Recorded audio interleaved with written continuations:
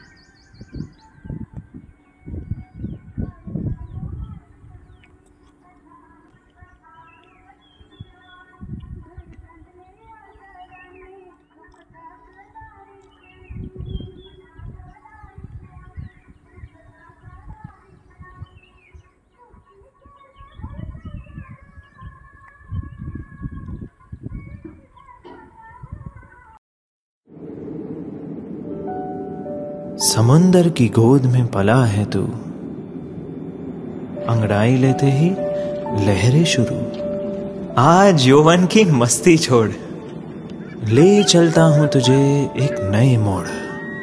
आजा तुझे मां पुकारे अब। छेड़ देते हैं बीच से कुछ शरारत हंसी, गले लगा ले उसे ए फकीर, इंतजार कर रहा है तेरा तो, चल दे देते हैं उसे फसल की खूबसूरती तो। आजा तुझे माँ पुकारे अब, उन्हें भी देनी है एक नई पहचान। आजा तुझे माँ पुकारे अब। फिनोलेक्स पाइप्स पहुंचाए पानी को अपनी माँ के पास।